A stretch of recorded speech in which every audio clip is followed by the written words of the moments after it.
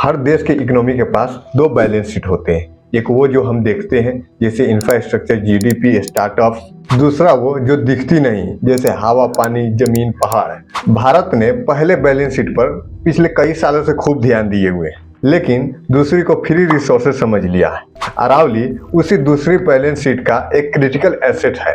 अरावली एक ऐसा एसेट है जिसका वैल्यूएशन कभी नहीं की गई, लेकिन बिजनेस में एसेट्स वही होता है जो कॉस्ट रिड्यूस करता है, रिस्क मैनेज करता है और लॉन्ग टर्म स्टेबिलिटी देता है। और अरावली ये तीनों काम करती है। वाटर इंफ्रास्ट्रक्चर के रूप से देखा जाए तो अरावली बारिश के पानी को रोकती भी है, उसे जमीन के अंदर धीरे धीरे भेजती भी है, एक्वाफर्स को रिचार्ज भी करती है, यानी कि जमीन के अंदर के पानी को स्टॉक भी करती है। अगर यही काम हम आर्टिफिशियल तरीके से करें तो इसके लिए हमें डैम्स की जरूरत पड़ेगी, पाइपलाइंस लगानी पड़ेगी, ट्रीटमेंट प्लांट्स लगाना पड़ेगा, जिसमें हजारों करोड़ का खर्च लग जाएगा। और इसको मेंटेनेंस करने के लिए हमें हर साल करोड़ों का खर्च करना पड़ेगा। लेकिन यही काम अरावली मुफ्त में कर रही है।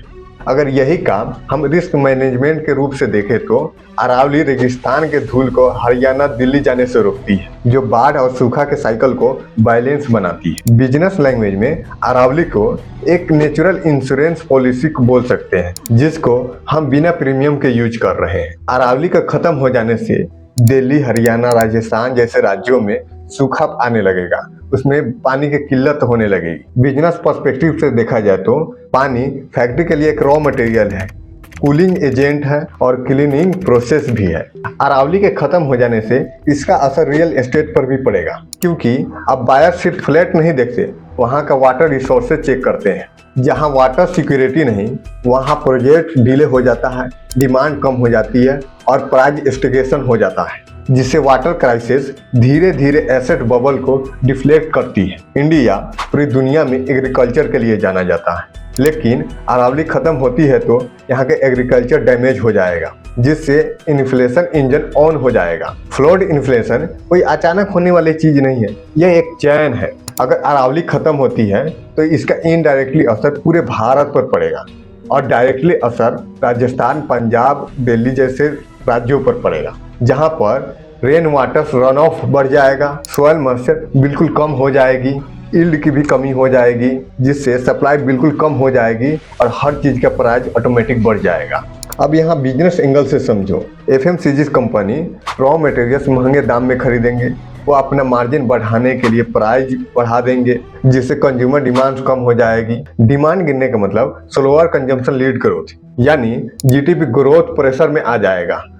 जॉब्स क्रिएशन बिल्कुल कम हो जाएंगे, यानी एक पहाड़ कमजोर हुआ तो पूरा इकोनॉमी स्लो हो जाएगा। अक्सर हम पॉल्यूशन को कहते हैं कि यह एक तो हेल्थ प्रॉब्लम है, लेकिन कोई नहीं कहता कि पॉल्यूशन एक बिजनेस एक्सपेंसेस भी है। अरावली पर्वत राजस्थान से उड़ने वाली डिजर्ट को दिल्ली, एनसीआर, हरियाणा जैसे शहरों में जाने से रोकती है, जहां पर ऑलरेडी पॉल्यूशन चरम सीमा पर है। इससे और वहां पर पॉल्यूशन बढ़ेगा, जिससे डायरेक्टली मेडिकल कॉस्ट बढ़ेगा, हेल्थ इंश्योरेंस प्रीमियम होंगे, इनडायरेक्टली एम्प्लॉय बर्नआउट होंगे, प्रोडक्टिविटी लॉस होने लगेगी और हाई स्किल टैलेंट सिटी छोड़कर जाने लगेंगे।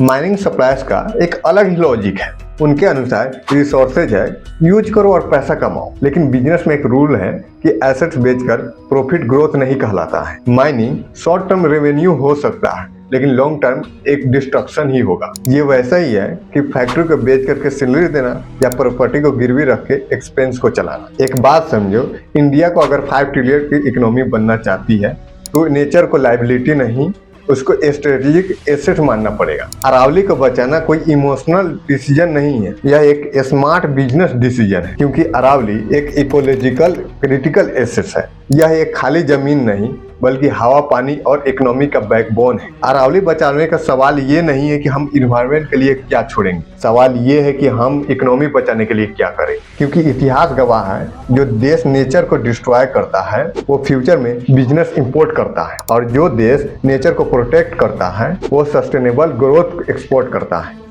लाइक और सब्सक्राइब कर दो।